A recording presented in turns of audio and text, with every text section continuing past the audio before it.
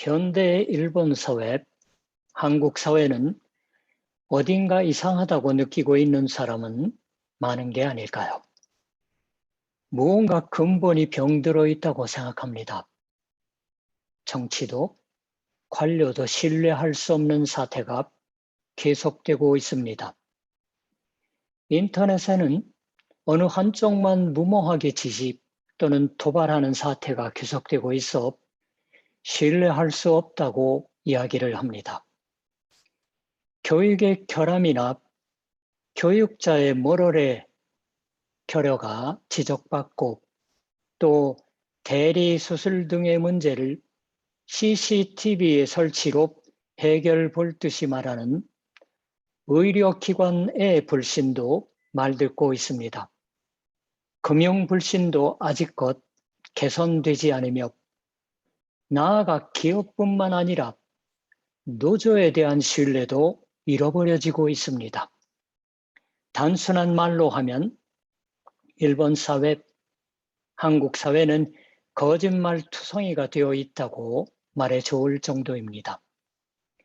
여러 분야에 걸쳐 허위가 잠복해 있고 게다가 그 허위의 내용물은 자기들 중심의 이익 추구인 것 같습니다. 이 사회 속에서 그리스도인은 끄떡없을까요?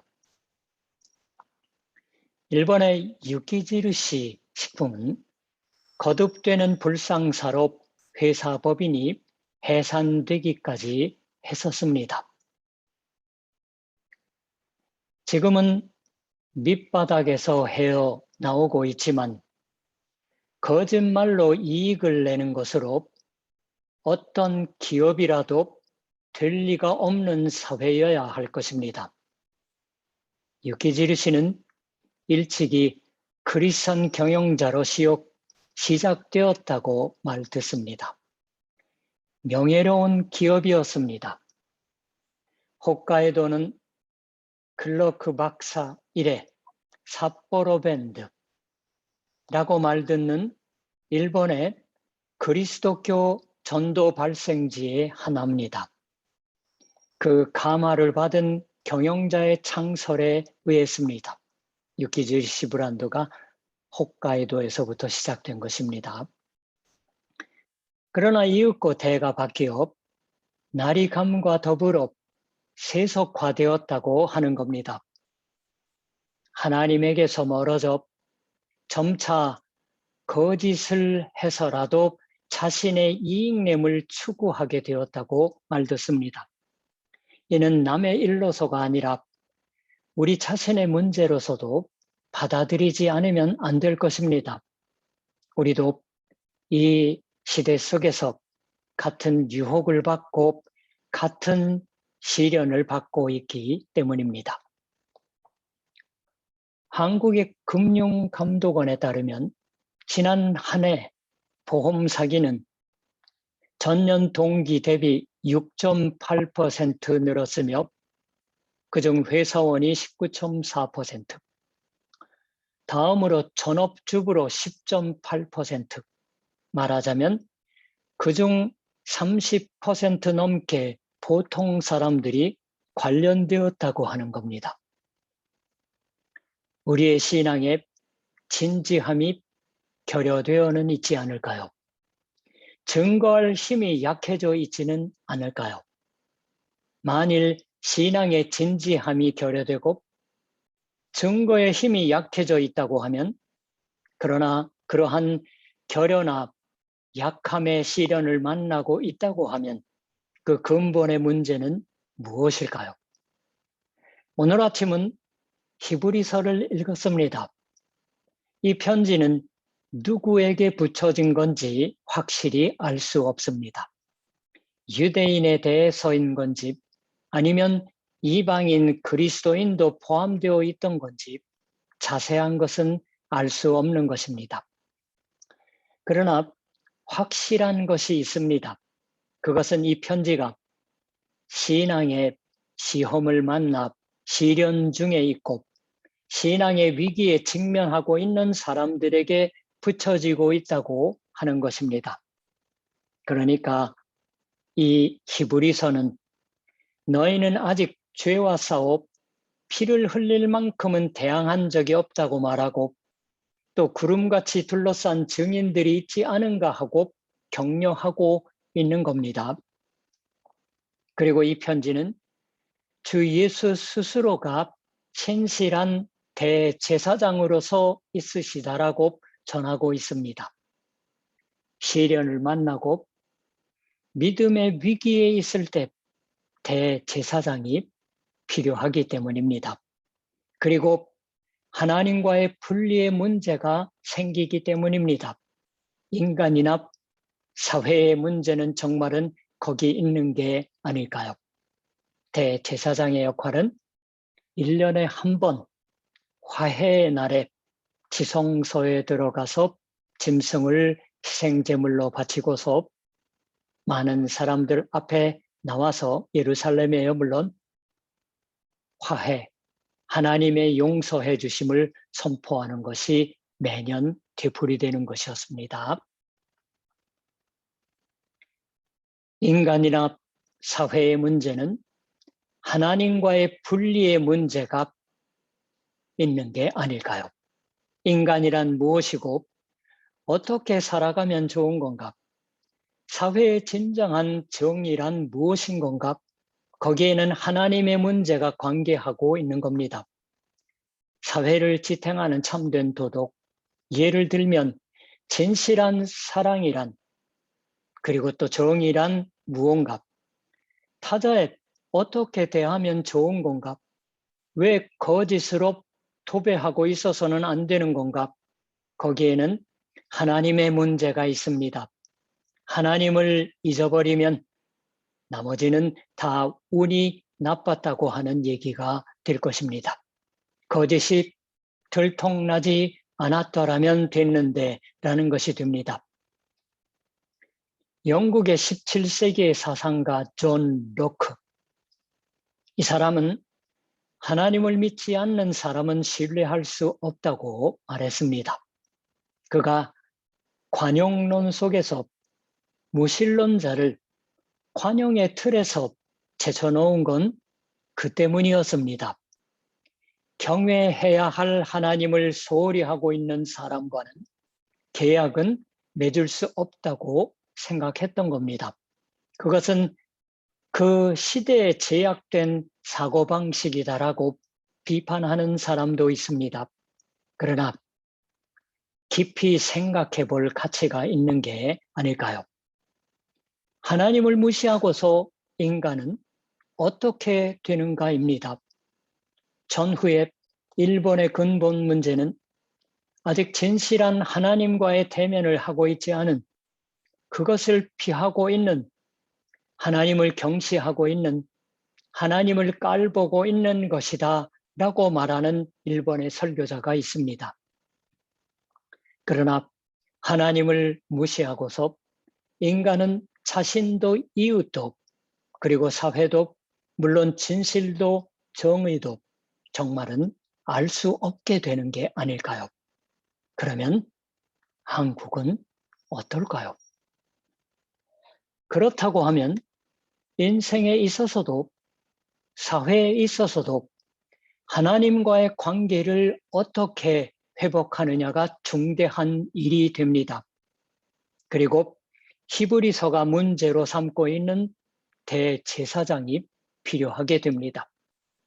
성경은 말합니다. 그리스도께서는 대제사장으로 오셨다. 사람들의 죄를 없이 하고 오늘의 26절 그가 세상을 창조한 때부터 자주 고난을 받았어야 할 것이로되 이제 자기를 단번에 제물로 드려 죄를 없이 하시려고 세상 끝에 나타나셨느니라. 그리스도는 대제사장으로 오셨어요. 사람들의 죄를 없이 하고 하나님과의 관계를 살리는 것, 그것이 제사장의 직무입니다. 그러나 그것은 누구도 인간으로서는 완수할 수 없는 직무입니다.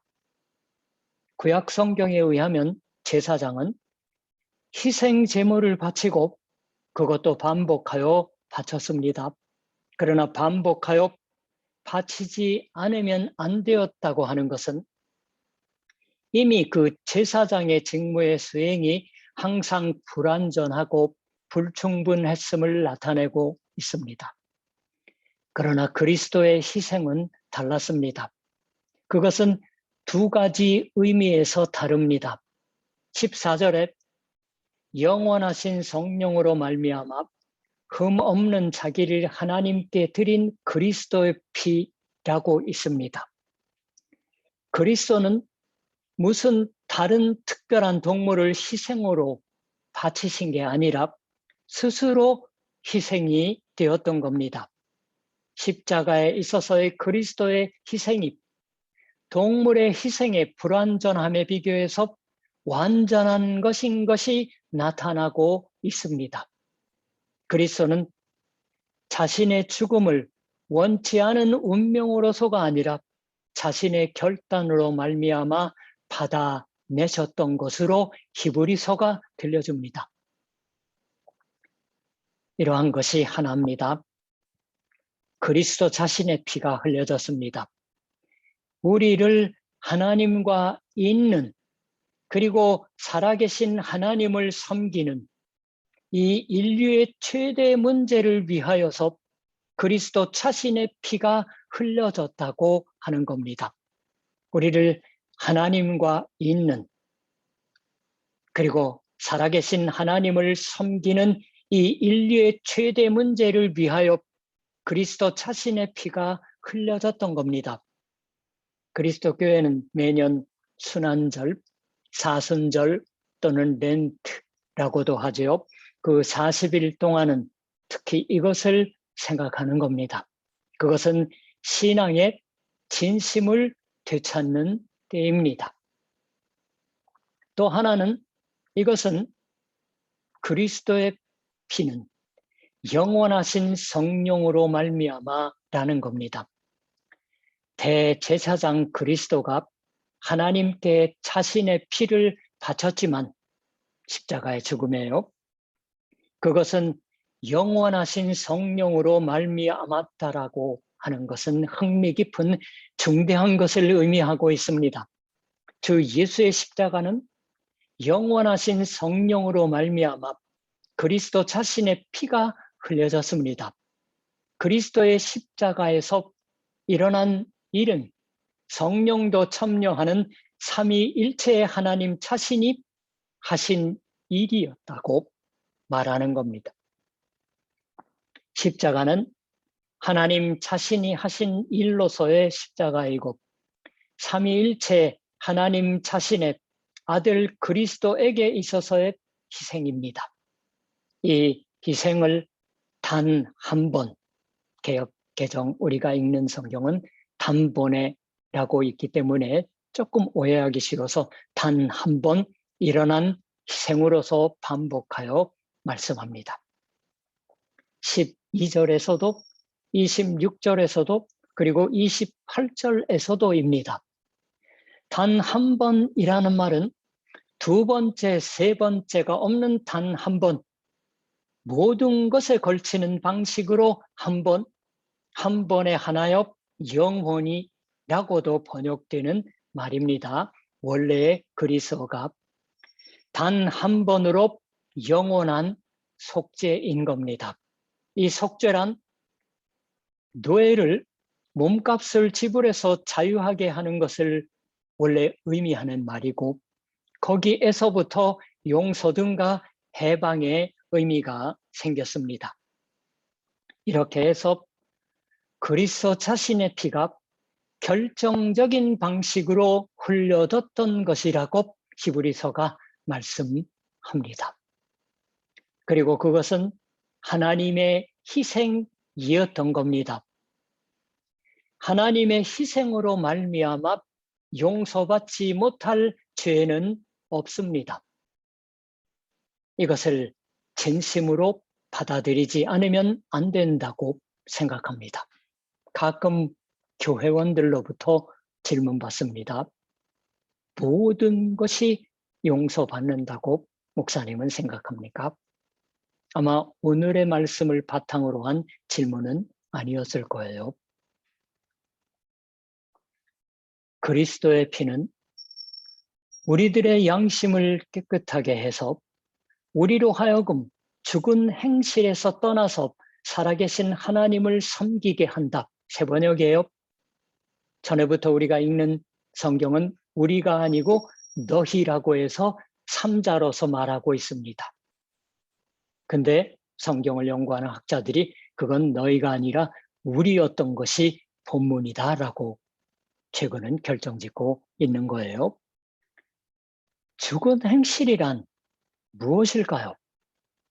죽은 행실이란 좋은 행실과 대립하는 개념입니다. 살아계신 하나님을 섬기는 것이 아닌 건 죽은 행실입니다. 그것은 죄의 행실입니다. 그리스도의 희생의 목적은 우리로 하여금 살아계신 하나님을 섬기게 하는 것이었습니다. 섬기다, 라트레우에인이라는 그리스어는 하나님 앞에 있어서의 제사장의 직무, 8장 5절에는 같은 말에 그들, 즉 제사장들이 섬기는 것은 하늘에 있는 모형과 그림자라. 13장 10절은 우리에게 제단이 있는데 장막에서 섬기는 자들은 그 제단에서 먹을 고난이 없느니, 제사장의 직무를 나타냄과 동시에 섬기다라는 말은 개인 또는 집단의 예배 행위를 나타냅니다. 그래서 일본어 성경은 예배하는 것이라고 번역을 하고 있습니다. 우리로 하여금 살아계신 하나님을 예배하는 것, 하게 하는 것이 그리스도의 희생의 목적이었다고 번역을 하고 있어요. 히브리의 사상에 있어서는 양심은 타락도 하지만 깨끗하게도 됩니다. 현실의 인간의 양심은 죄의 지배 아래에 있는 까닭에 타락하고 있는 것으로 성경은 말씀합니다. 그러나 그것도 그리스도의 속죄로 말미암아 깨끗하게 됩니다. 죄의 행실은 그 순간에는 마음을 자극할지도 모릅니다. 흥분도 시키고 열중하게도 만들겠지요. 그러나 그것은 독에 의한 자극과 같은 것으로 정말로는 사람을 살리지 못하는 겁니다. 사람을 죽게 합니다. 나중에 생각하면 왜 그런 것을 했던 거지 하고 부끄러워할 뿐입니다. 그러나 유혹받고 있을 때에는 알아채지 못하는, 알아채도 거기로부터 자유로울 수 없는 겁니다. 그러나 그리스도의 피가 한 번에 하나여, 게다가 영원에 걸쳐서 효력 있는 방식으로 흘려지고 있는 겁니다. 이러한 걸 믿는 거예요. 그리고 그리스도의 피는 이 죽은 행실로부터 우리의 양심을 깨끗하게 해서 살아계신 하나님을 섬기게, 즉 예배하게 합니다. 우리가 지금 예배 안에 있는 건 그 때문이 아닐까요? 그리스도의 희생으로 말미암아 죽은 행실에서부터 깨끗하게 되어서 지금 이 예배 속에 있는 겁니다. 어느 예배도, 어느 세례도, 어느 성찬도, 그리고 어느 설교도, 어느 기도도 주 예수의 흘려진 피에 기인하고 있습니다. 그리고 그 피로 말미암은 영원한 속죄에 기인하고 있는 겁니다. 한 번으로 해서 온전한 희생의 효력 안에 있는 걸 우리는 정말 믿어야 합니다. 신앙의 진지함을 회복하는 건 여기서부터가 아닐까요?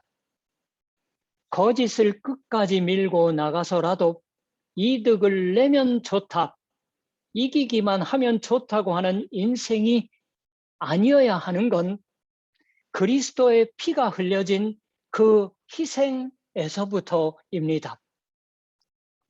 그리스도로 말미암아 속죄받고 깨끗하게 된 인생을 살아서 좋음으로입니다.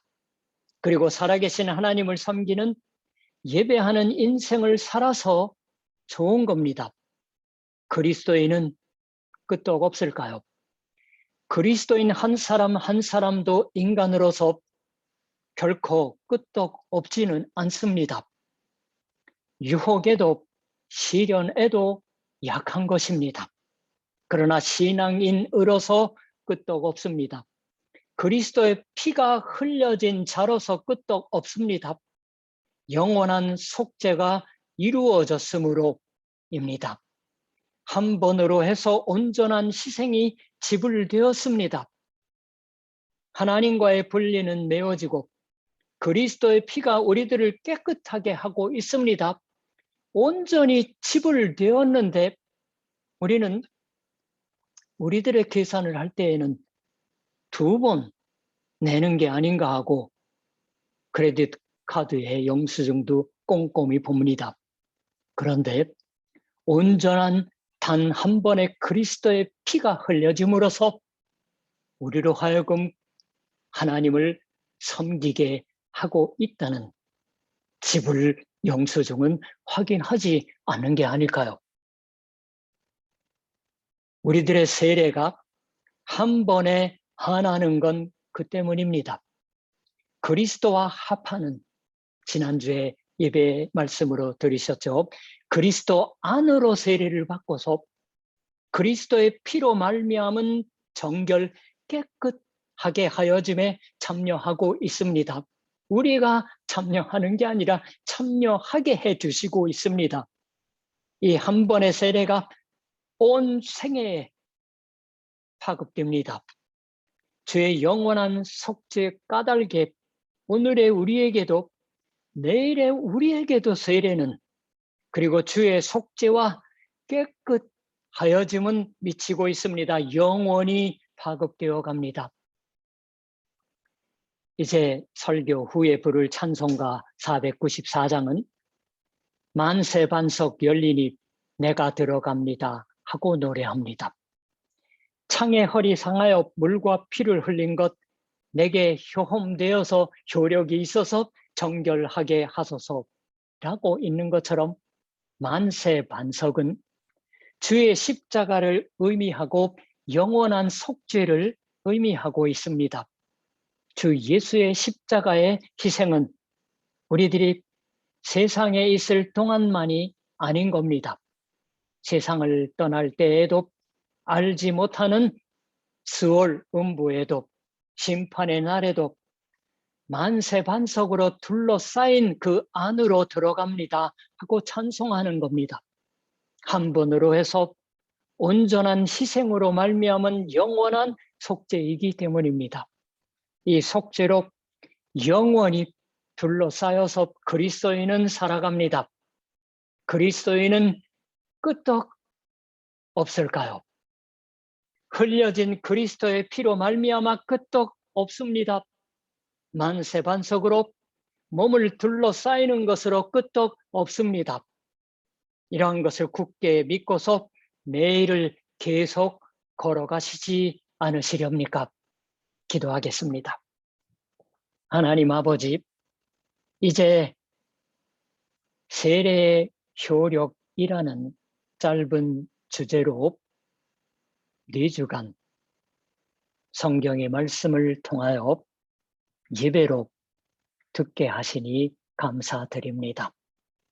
참으로 우리는 영원한 속죄의 효험 안에 살게 하시기 위하여서 단 한 번의 그리스도의 치가 하나님 앞에 드려졌던 것을 새삼 기억하며 계속 살펴볼 줄 아는 우리들의 인생이게 하여 주시옵소서. 코로나 와중 속에서 더욱더 하나님의 자녀들이 그러한 보호와 만세 반석으로 들어감으로 인해 지켜지고 있는 현실 속에 감사와 기쁨으로 더욱 넘치는 하루하루를 반복하게 도와주시옵소서. 예수님의 이름으로 기도드립니다. 아멘.